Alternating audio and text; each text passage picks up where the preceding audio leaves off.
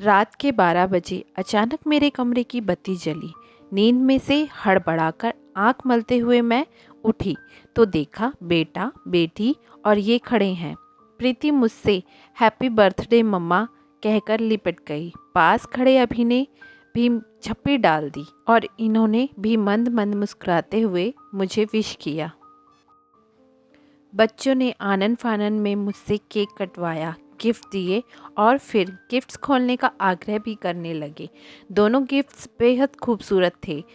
बच्चे छांट के लाए थे, एक प्यारी सी साड़ी और एक सुंदर सी घड़ी। बच्चों के लिखने का ढंग मन मोह गया। हमारी प्यारी मम्मी के लिए इन्होंने भी एक शाल गिफ्ट की, दुनिया की सबसे खूबसूरत महिला के लिए। इनकी राइटिंग उस शाल के पैकेट पर चमक रही थी। मैंने सभी को धन्यवाद दिया। मैं भाव विभोर हो गई। किसी भी स्त्री को इतना प्यार करने वाले परिवार के अलावा और भला क्या चाहिए। ईश्वर ने मुझे सुंदरता दिल खोल कर दी थी। उस पर मेरा सादगी भरा अंदाज तो इन्हें बहुत ही पसंद था। तभी तो 17 साल पहले मेरी चचेरी बहन को देखने आए हैं। मुझे 2 कपड़ों में ही ब्याह लाए थे। इनकी जिद थी कि शादी करूंगा तो सिर्फ मेघा से, वरना आजीवन कुंवारा ही रह जाऊंगा।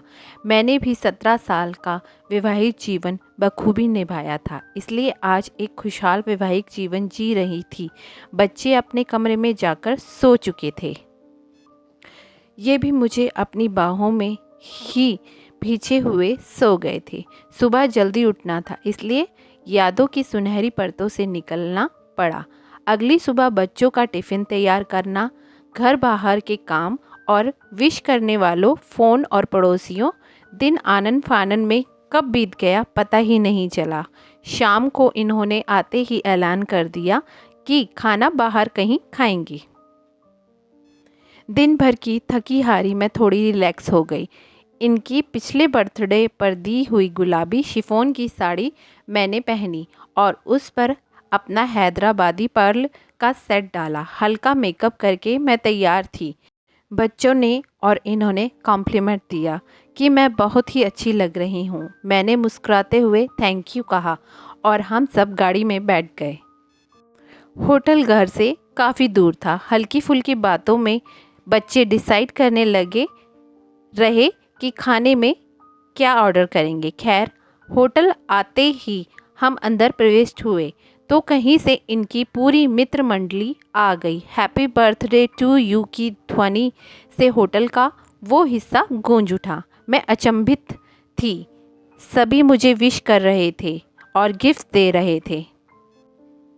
कुछ देर बाद वेटर एक बड़ा सा केक ले आया मेरी खूबसूरत संगनी के लिए। केक पर भी इनकी छाप सी लगी थी। विवाह के 17 वर्ष होने के बाद भी मैं नई नवेली दुल्हन की तरह शर्मा रही थी। भोजन के बीच शरारतें, हंसी ठिठोलियाँ चलती रही। रात को घर आते वक्त मैंने इनसे प्रेम भरी शिकायत की। इस सब की क्या ज़रूरत थी?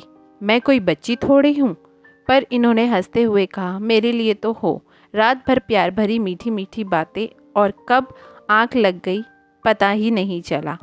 इस तरह मेरा जन्मदिन मेरे परिवार और मेरे दोस्तों बहुत ही स्पेशल बना दिया, जिससे मैं कभी नहीं भूल पाऊंगी। माँ सभी का घर में ध्यान रखती है, चाहे वो बच्चे हों, पति हो या पूरा परिवार हो। लेकिन माँ का ख्याल बहुत कम लोग रखते हैं। हमें अपनी माँ को भी ये हमेशा जताना चाहिए कि हम उनसे कितना प्यार करते हैं और उनकी छोटी छोटी खुशियों का हमें ध्यान रखना चाहिए। तो मैं उम्मीद करती हूँ आपको ये कहानी बहुत अच्छी लगी होगी। ऐसी ही नई कहानी के साथ मैं आपसे फिर मिलूँगी। धन्यवाद।